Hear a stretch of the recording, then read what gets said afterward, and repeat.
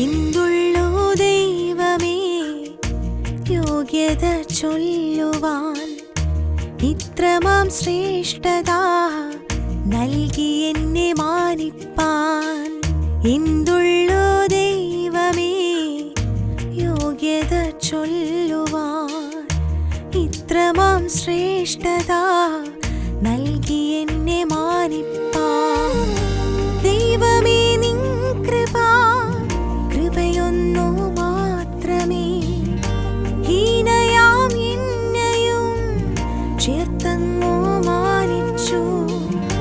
ദൈവമേ നിൻ കൃപയൊന്നു മാത്രമേ ഹീനയാം എന്നെയും ചേർത്തങ്ങു മാനിച്ചു. പാടും ഞാൻ എന്നെന്നും എൻ ദൈവം നല്ലവൻ, ഘോഷിക്കും നിൻ നാമം ജീവിക്കും നാളെന്നും. പാടും ഞാൻ എന്നെന്നും എൻ ദൈവം നല്ലവൻ, ഘോഷിക്കും നിൻ നാമം ജീവിക്കും നാളെന്നും. ഹല്ലേലൂയ ഹല്ലേലൂയ ഹല്ലേലൂയ എൻ ദൈവമേ. ഹല്ലേലൂയ ഹല്ലേലൂയ ഹല്ലേലൂയ എൻ രാജാവേ. ഹല്ലേലൂയ ഹല്ലേലൂയ ഹല്ലേലൂയ എൻ ദൈവമേ. ഹല്ലേലൂയ ഹല്ലേലൂയ ഹല്ലേലൂയ എൻ രാജാവേ.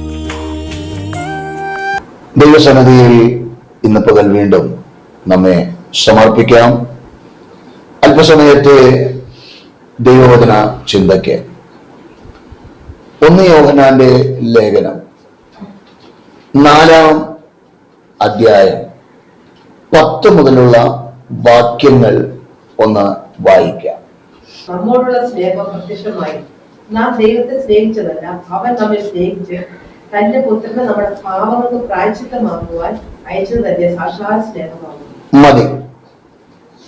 21 വരെയുള്ള തിരുവചന ഭാഗങ്ങളിൽ നിന്നാണ് ഞാൻ നിങ്ങളുമായിട്ട് തിരുവചനം പങ്കിടുവാൻ ആഗ്രഹിക്കുന്നത്. അവിടെ പരിശുദ്ധ ആത്മാവ് രേഖപ്പെടുത്തിയ വാക്ക് ശ്രദ്ധിക്കണം. നാം ദൈവത്തെ സ്നേഹിച്ചത് അല്ല, അവൻ നമ്മെ സ്നേഹിച്ചു. തന്റെ പുത്രനെ നമ്മുടെ പാപങ്ങൾക്ക് പ്രായശ്ചിത്തം ആകുവാൻ അയച്ചത് തന്നെ സാക്ഷാൽ സ്നേഹം ആകുന്നു. ദൈവസന്നിധിയിൽ അടുത്തു വരുന്ന ഒരു ദൈവ പൈതൽ തിരിച്ചറിയേണ്ടതായ ഒരു യാഥാർത്ഥ്യം, നമ്മുടെ മിടുക്കുകൊണ്ട് നമ്മൾ ദൈവത്തെ കണ്ടെത്തിയതല്ല. ദൈവം നമ്മെ കണ്ടു, തിരഞ്ഞെടുത്തു, നമ്മെ സ്നേഹിച്ചു. ആ സ്നേഹത്തിന്റെ പ്രദർശനമാണ് കാൽവറി ക്രൂശ്. ഞാൻ പറയുന്നത് വ്യക്തമായി നിങ്ങൾക്ക് മനസ്സിലാകുന്നുണ്ടോ? കാൽവറി ക്രൂശ് ദൈവസ്നേഹത്തിന്റെ ഒരു പ്രദർശനമാണ്. എന്താണ് ആ പ്രദർശനം? യഥാർത്ഥത്തിൽ ഈ ലോകത്തിൽ ഐത്തമുള്ള ഒരു കാലമുണ്ടായിരുന്നു. ഉയർന്ന ജാതികളുടെ മുൻപിൽ താഴ്ന്ന ജാതിക്കാർക്ക് പോയി നിൽക്കാൻ കഴിയില്ലായിരുന്നു. ഒരടിമയെ പോലെ ദൂരെ നിന്ന് ചുറ്റി അടുക്കള വാതിൽക്കൽ പോയി നിൽക്കണം. ഞാനത് കണ്ടിട്ടില്ല. നിങ്ങൾ ഒരുപക്ഷെ കണ്ടിട്ടുള്ളവരാകാം, അല്ലെങ്കിൽ അറിവുണ്ടാകാം. അങ്ങനെ ഒരു കാലം ഉണ്ടായിരുന്നു. എന്നാൽ അതുപോലെ ഒരു അയിത്തമല്ല വേദപുസ്തകം പറയുന്നത്. മറിച്ച് ദൈവമായുള്ള ബന്ധത്തിലേക്ക് അടുത്തു വരുവാൻ കഴിയാതെ വണ്ണം മനുഷ്യനെ ദൈവത്തിൽ നിന്നും അകറ്റിയ ശത്രുവിന്റെ പ്രവൃത്തിയാണ് പാപം. ദൈവം വിശുദ്ധനാണ്. പാപിയായ മനുഷ്യന് ദൈവത്തോടടുത്ത് ചെല്ലാൻ കഴിയില്ല. ദൈവത്തിന് നമ്മുടെ അടുക്കലേക്കും വരാൻ കഴിയില്ല. കാരണം പാപമാണ് അതിൻ്റെ പ്രധാന ഘടകം. സ്തോത്രം. പിന്നെ എങ്ങനെ ഈ മനുഷ്യനെ വീണ്ടെടുക്കും, അല്ലെങ്കിൽ ദൈവിക ബന്ധത്തിലേക്ക് കൊണ്ടെത്തിക്കും? അത് നിത്യതയിൽ ഉയർന്നൊരു ചോദ്യമാണ്. ആ ചോദ്യത്തിന്റെ മുൻപിൽ പിതാവായ ദൈവം ചോദിച്ചു. പുത്രൻ പറഞ്ഞു, അടിയനെ അയക്കണമേ, ഞാൻ പോകാം. സ്തോത്രം. ആ വാക്കുകൾക്ക് പിതാവ് എന്ത് ചെയ്തു? തുണയായി നിന്നു. ആരെ വീണ്ടെടുക്കാൻ? പാപിയായ മനുഷ്യനെ വീണ്ടെടുക്കുവാൻ. ആ വാക്കുകളാണ് ഇവിടെ ഈ വായിച്ച കുറിവാക്യത്തിൽ ദൈവാത്മാവ് രേഖപ്പെടുത്തിയിരിക്കുന്നത്. തന്റെ പുത്രനെ നമ്മുടെ പാപങ്ങൾക്ക് പ്രായശ്ചിത്തമാകുവാൻ. പ്രായശ്ചിത്തം എന്ന വാക്ക് ഒരു വസ്തുവിനെ മൂടുക എന്നുള്ളതാണ് അതിന്റെ അർത്ഥം. നമ്മുടെ പാപം ദൈവം തന്റെ രക്തത്താൽ, കർത്താവായ യേശുക്രിസ്തു തന്റെ രക്തത്താൽ എന്ത് ചെയ്തു? ആ പാപത്തെ മൂടിക്കളഞ്ഞു. സ്തോത്രം. വേദപുസ്തക ഭാഷയിൽ പറഞ്ഞാൽ കഴുകി എന്ത് ചെയ്തു? ശുദ്ധീകരിച്ചു. എങ്ങനെ? സ്തോത്രം. അതുകൊണ്ടാണ് റോമാലേഖനം പറയുന്നത്, വിശ്വാസത്താൽ നീതീകരിക്കപ്പെട്ടിട്ട് ദൈവത്തോട് എന്തുണ്ട്? നമുക്ക് സമാധാനമുണ്ട്. കർത്താവായ യേശു ക്രിസ്തുവിനെ നമ്മുടെ രക്ഷകനും കർത്താവുമായി സ്വീകരിക്കുമ്പോൾ അന്ന് വരെയുള്ള സകല പാപങ്ങളും കർത്താവിന്റെ രക്തത്താൽ കഴുകി ശുദ്ധീകരിക്കുകയാണ്. മനസ്സിലാവുന്നുണ്ടോ? വെറും അതരം കൊണ്ട് പറയുന്ന ഒരു വാക്കല്ല ഞാൻ യേശു കർത്താവിനെ രക്ഷകനും കർത്താവുമായി സ്വീകരിക്കുന്നു എന്ന്. അത് ഹൃദയത്തിൽ നിന്നാണ് ആ വാക്ക് വരുന്നതെങ്കിൽ അന്ന് വരെയുള്ള എത്ര കൊടും പാപിയായാലും അന്ന് വരെയുള്ള സകല പാപക്കറകളും യേശുക്രിസ്തുവിന്റെ രക്തത്താൽ കഴുകി ശുദ്ധീകരിച്ച ഹല്ലേലൂയ നീതിമാനെന്ന് സ്വർഗം മുദ്രയിടുന്ന, സ്വർഗം സാക്ഷി പറയുന്ന ഒരനുഭവമാണ് രക്ഷിക്കപ്പെടുക, യേശുവിനെ കർത്താവും രക്ഷകനുമായി സ്വീകരിക്കുക എന്നുള്ളത്.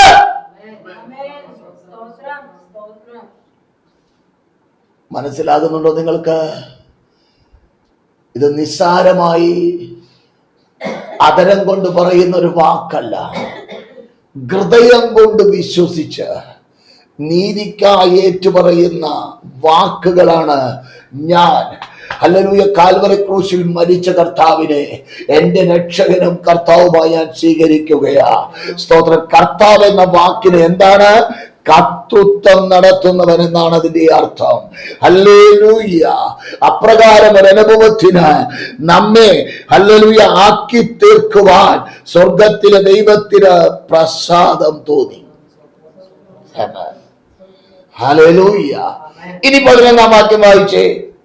പ്രിയമുള്ളവരെ, ദൈവം നമ്മെ ഇങ്ങനെ സ്നേഹിച്ചുവെങ്കിൽ നാമും അന്യോന്യം സ്നേഹിക്കേണ്ടതാണ്. അപ്പോൾ ദൈവം നമ്മെ എങ്ങനെ നമ്മുടെ അനേകമായിരുന്ന പാപക്കറ പുത്രന്റെ ചോരയാൽ കഴുകി നമ്മെ ശുദ്ധീകരിച്ചെങ്കിൽ നാം എന്തു ചെയ്യണം? അന്യോന്യം സ്നേഹിക്കണം.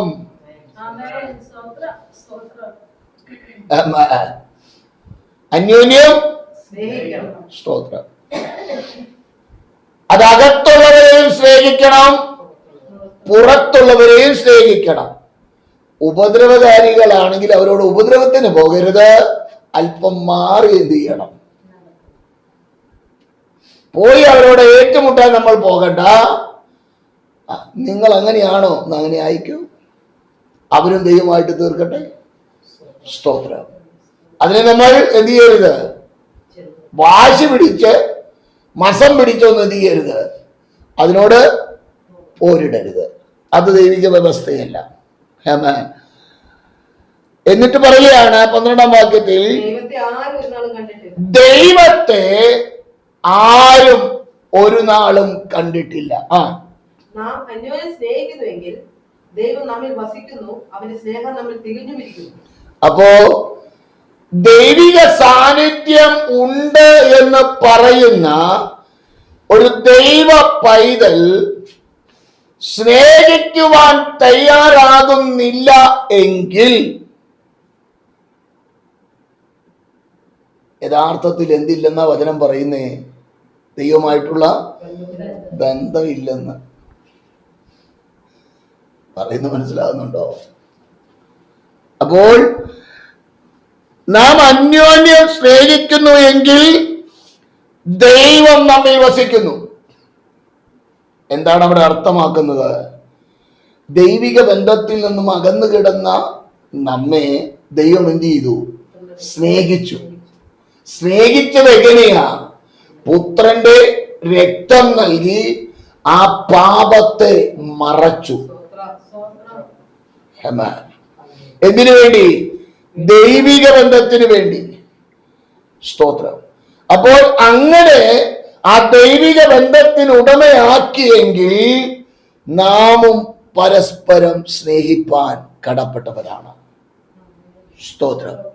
ആമേൻ.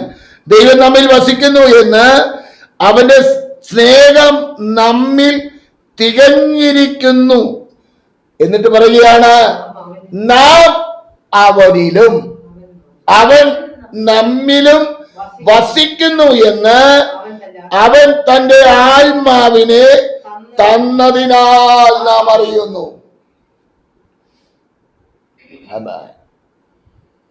ഈ വേദപുസ്തകം മറ്റു മതങ്ങൾ പറയാത്ത, മറ്റു മതങ്ങൾ പഠിപ്പിക്കാത്ത, മറ്റു മതങ്ങൾ വലിയ പ്രാധാന്യത കൊടുക്കാത്ത ഒട്ടനവധി വിഷയങ്ങൾ ഈ നമ്മുടെ മാർഗം അല്ലെങ്കിൽ നമ്മുടെ കർത്താവ് അല്ലെങ്കിൽ നാം ഉൾപ്പെട്ടു നിൽക്കുന്ന സഭ നമ്മെ പഠിപ്പിക്കുന്നുണ്ട്.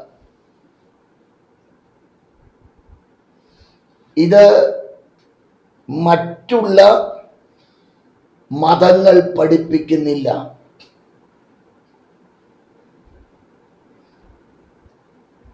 ഹൈന്ദവ സഹോദരങ്ങൾ അങ്ങനെ പഠിപ്പിക്കുന്നില്ല. മുസ്ലിം സഹോദരങ്ങൾ അങ്ങനെ പഠിപ്പിക്കുന്നില്ല. മറ്റു മതങ്ങൾ അങ്ങനെ പഠിപ്പിക്കുന്നില്ല. എന്നാൽ വിശുദ്ധ വേദപുസ്തകത്തിൽ വെളിപ്പെട്ട ദൈവം പറയുകയാണ്, നീ മറ്റുള്ളവരെ സ്നേഹിച്ചേ മതിയാകൂ. ഹല്ലേലൂയ. അങ്ങനെ ഒരു ബന്ധം ഉണ്ടെങ്കിൽ മാത്രമേ ദൈവസ്നേഹം നമ്മിൽ ഉണ്ടെന്ന് മറ്റുള്ളവർ അറിയുകയുള്ളൂ. മത്തായിയുടെ സുവിശേഷത്തിൽ കർത്താവായ യേശുക്രിസ്തു ഒരു മാതൃക വെളിപ്പെടുത്തുന്നുണ്ട്. അത് ഒന്ന് വായിച്ച് 5-ാം അധ്യായം ആദ്യം ഒരു കാര്യം ചെയ്ത് 14-ാം വാക്യം വായിച്ച് എന്നാലേ വ്യക്തമാവുകയുള്ളൂ.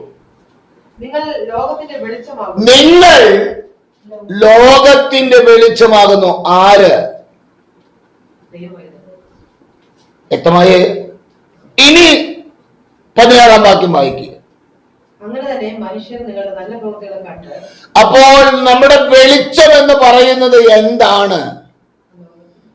നല്ല പ്രവൃത്തിയെ കണ്ട്. വടി വെച്ചെടുത്ത് കുടവെക്കാത്ത സ്വഭാവം കൊണ്ട് നടന്നാലോ? വാ തുറന്നു കഴിഞ്ഞാൽ കള്ളം മാത്രം പറഞ്ഞു നടന്നാലോ? അതരം തുറന്നു കഴിഞ്ഞാൽ കുറ്റം മാത്രം പറഞ്ഞു നടന്നാലോ? സമയം കിട്ടുമ്പോഴൊക്കെ പരദൂഷണം പറഞ്ഞു നടന്നാലോ? തിരുവചനം പറയുന്നത് നിങ്ങൾ ലോകത്തിന്റെ വെളിച്ചമാണ്.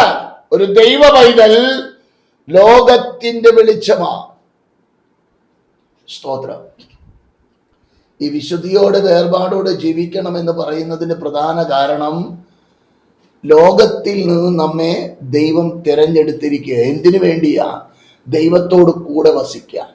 കൂടെ വസിക്കാൻ തിരഞ്ഞെടുത്തതായ നാം കാണുന്നിടത്ത് കയറി എന്ന് ചീത്തയും വിളിച്ച് കണ്ടവന്റെ കൂടി നടന്ന്, ഇന്നിപ്പം മോൻ പറഞ്ഞു 1-ാം സങ്കീർത്തനം, ദുഷ്ടന്മാരുടെ ആലോചന പ്രകാരം പാപികളുടെ വഴിയിൽ പരിഹാസികളുടെ ഇരിപ്പിടത്തിൽ യഹോവയുടെ ന്യായപ്രമാണത്തിൽ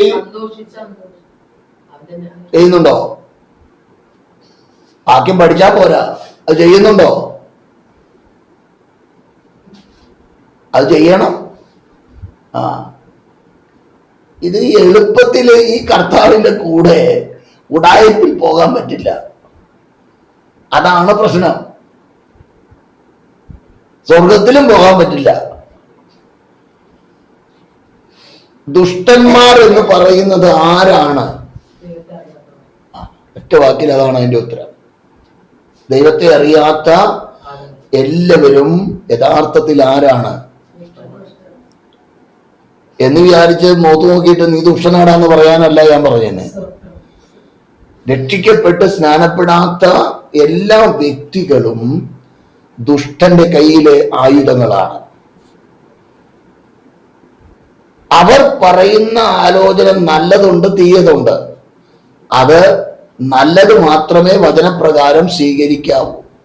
അല്ലാത്ത സ്വീകരിച്ചു കഴിഞ്ഞാൽ എന്തുണ്ടാകും? ഏതെങ്കിലും കുഴിക്കകത്ത് പോയി കിടന്ന് അയ്യോ അയ്യോ അയ്യോ പറഞ്ഞ ആലോചന പറഞ്ഞ ആളും ഇല്ല, നമ്മൾ ഒറ്റയ്ക്കേ ഉള്ളൂ, കുഴിയിൽ കിടക്കുക. അപ്പോൾ ഒരു ദൈവ പൈതൽ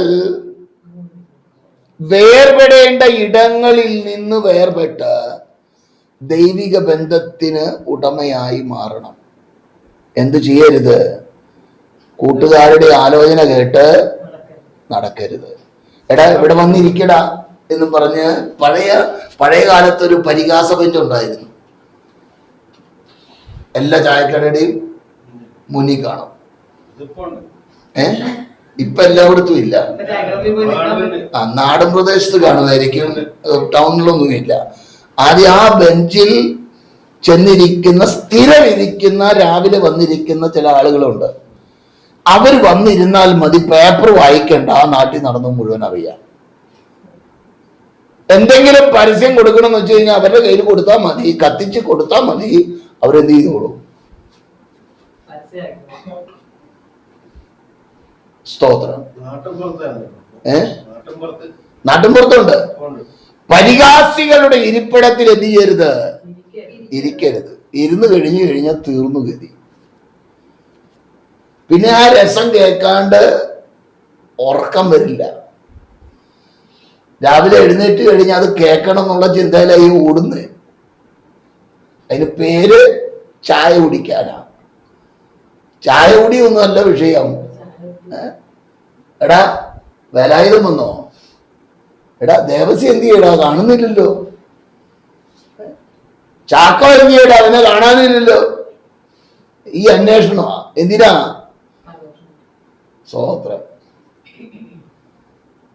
അതിന് ഉത്തമമായ അനുഗ്രഹിക്കപ്പെട്ട തിരുവചന ഭാഗമാണ് 1-ാം സങ്കീർത്തനം. ദുഷ്ടന്മാരുടെ ആലോചന പ്രകാരം നടക്കരുത്, പാപികളുടെ വഴിയിൽ നിൽക്കരുത്, പരിഹാസികളുടെ ഇരിപ്പിടത്തിൽ ഇരിക്കരുത്. 3 കാര്യങ്ങൾ. പരിശുദ്ധയാത്മാവ് മുന്നറിയിപ്പായിട്ട് നൽകുകയാ. സ്തോത്രം. ഹല്ലേലൂയ.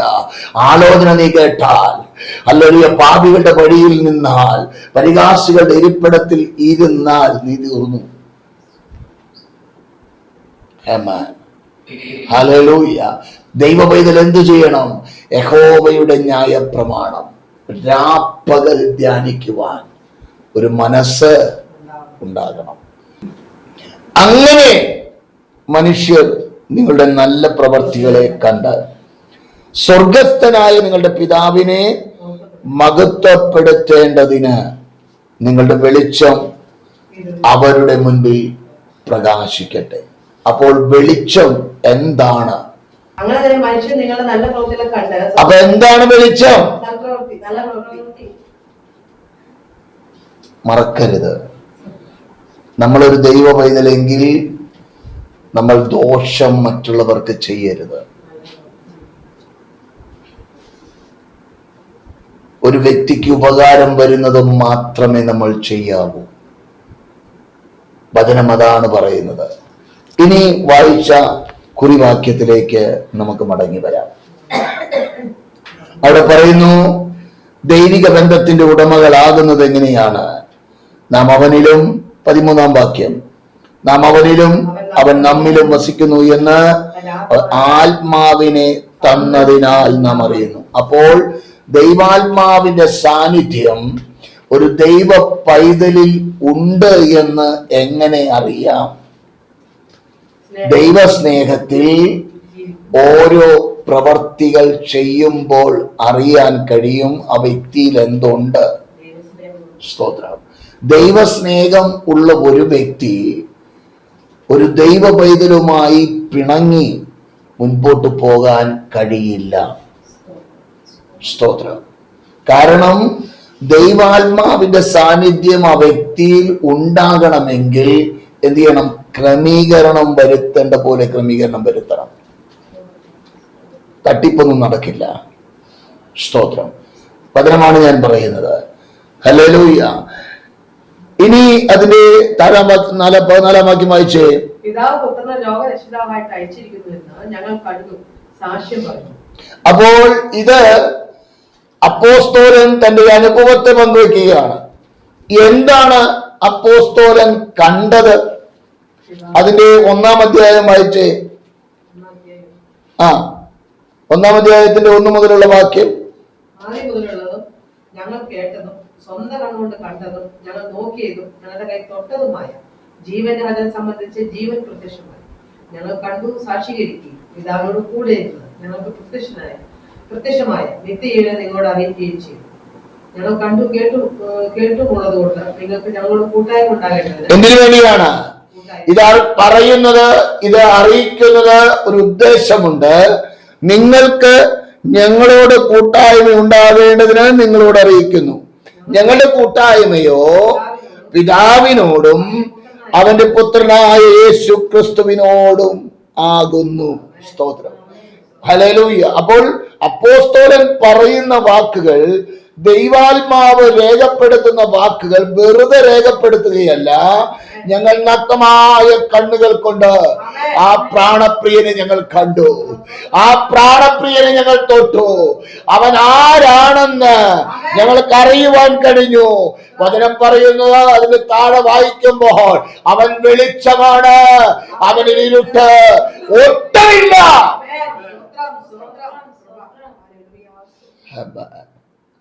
മെഴുകുതിരി കത്തിച്ചു വെച്ചിട്ട് വെളിച്ചം കിട്ടുന്നതല്ല, അവൻ വെളിച്ചമാണ്. സ്തോത്രം. വെളിച്ചത്തിന്റെ ഉടമയാണ്, ഈ അഖിലാണ്ടത്തിന്റെ സൃഷ്ടാവാണ്.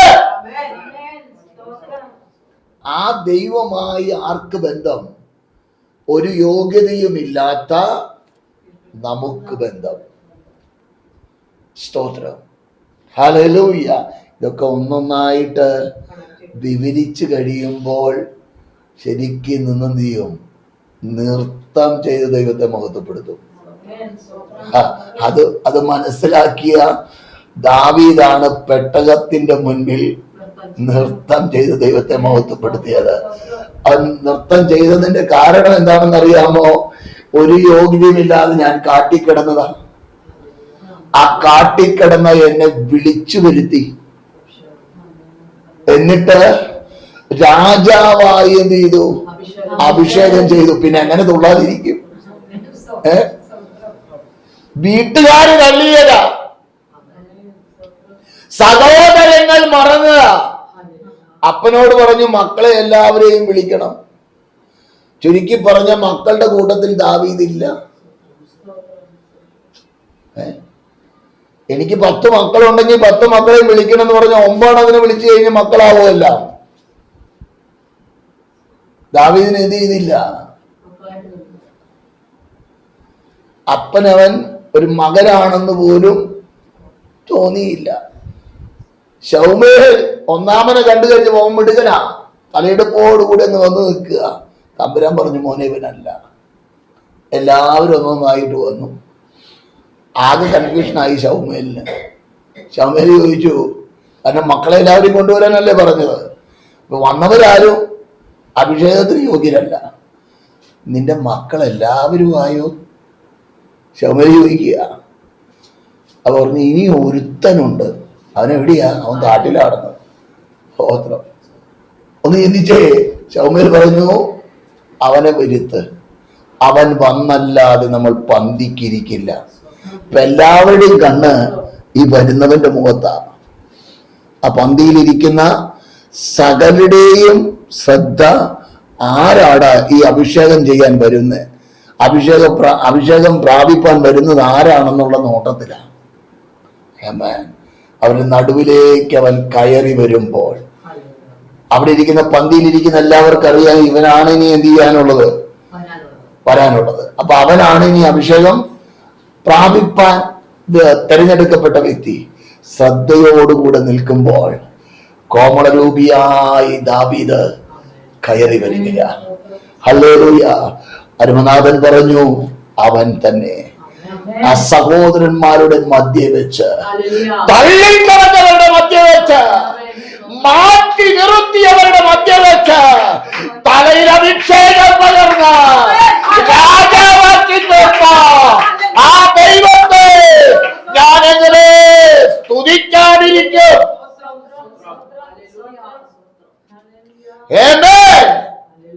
ദൈവ പൈതലേ, ഒരു യോഗ്യത കൊണ്ട് കിട്ടിയതല്ലെന്നേ, നിന്നെ വിളിച്ചു വരുത്തിയതാ.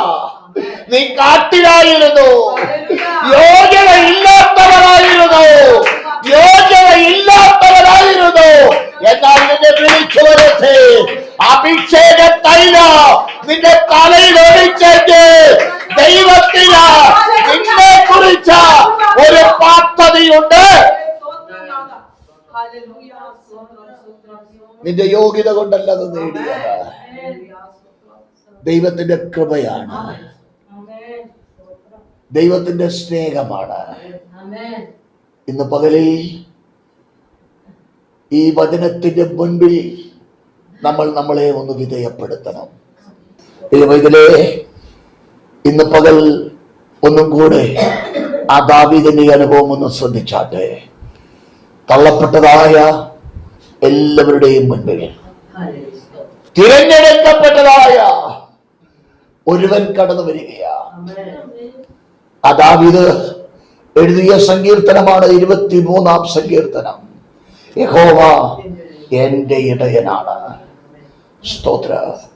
അതിനകത്ത് ശത്രുക്കൾ മുൻപാകെ മേശയൊരുക്കുന്ന ഒരു ദൈവത്തെ കുറിച്ച് പറഞ്ഞിട്ടുണ്ട്. നന്മയും കരുണയും നിന്റെ ആയുഷ്കാലമൊക്കെയും നിന്നെ പിന്തുടരുമെന്ന് ഹല്ലേലൂയ ദാവീദ് ഹല്ലേലൂയ തന്റെ ജീവിത അനുഭവങ്ങളിൽ നിന്ന് രേഖപ്പെടുത്തി വെച്ചിട്ടുണ്ട്. അത് യാഥാർത്ഥ്യമാകുന്നത് അവനെ വിളിച്ച് രാജാവായി അഭിഷേകം ചെയ്ത് ആ സ്ഥാനത്തിരിക്കുമ്പോൾ ഒരു ബോക്ഷനെ പോലെ പെട്ടകത്തിന്റെ മുന്നിൽ പഞ്ഞൂർ അങ്കിധരിച്ചുകൊണ്ട്, പട്ടുനൂൽ അങ്കിധരിച്ചുകൊണ്ട് നൃത്തം ചെയ്യുകയാ. ഒരുപക്ഷേ ആ ദൈവിക ബന്ധം മറ്റുള്ളവർ കാണുമ്പോ ഇത് എന്താ എന്ന് ചോദ്യം ഉയരാം. എന്നാൽ ദാവീദ് പറയൂ, ഹല്ലേലൂയ, ഒരു യോഗ്യതയും ഇല്ലാത്ത എന്നെ കാട്ടിൽ നിന്ന് വിളിച്ചു വരട്ടെ, യോഗ്യതയുള്ളവരാക്കി തീർത്തെങ്കിൽ ഇതിലും ഹീനമായത് ഞാൻ എന്റെ ദൈവത്തെ ആരാധിക്കും. അതാണ് യഥാർത്ഥ ദൈവിക ബന്ധം. ആ ദൈവകരങ്ങളിലേക്ക് ഇന്ന് പകൽ നമ്മെ ഏൽപ്പിച്ചു കൊടുക്കാം. പരിശുദ്ധനെ, അപ്പച്ചൻ്റെ അടുക്കിലേക്ക് ഞങ്ങൾ അടുത്തു വരുന്നു. അവിടുത്തെ കൃപയും അവിടുത്തെ സാന്നിധ്യവും അനുഭവിപ്പാൻ കൃപ നൽകണം. കേൾപ്പിച്ച നല്ല അനുഗ്രഹീത ആലോചനയ്ക്കായി സ്തോത്രം. ഈ വചനത്തോട് ചേർന്ന് യാത്ര ചെയ്യുവാൻ അവിടുന്ന് കൃപ നൽകണം. അടികളുടെ ജീവിതത്തിൽ അനുഗ്രഹമാകണം. കേൾവിക്കാരുടെ ജീവിതത്തിൽ അനുഗ്രഹമാകണം. ദൈവപ്രവൃത്തി കാണുവാൻ സഹായിക്കണം. മഹത്വം മുഴുവൻ യേശു കർത്താവിന് അർപ്പണം ചെയ്യുന്നു. പ്രാർത്ഥന കേട്ടല്ലോ പ്രിയനെ, ക്രിസ്തുയേശുവിൻ നാമത്തിൽ തന്നെ. ആമേൻ, ആമേൻ, ആമേൻ.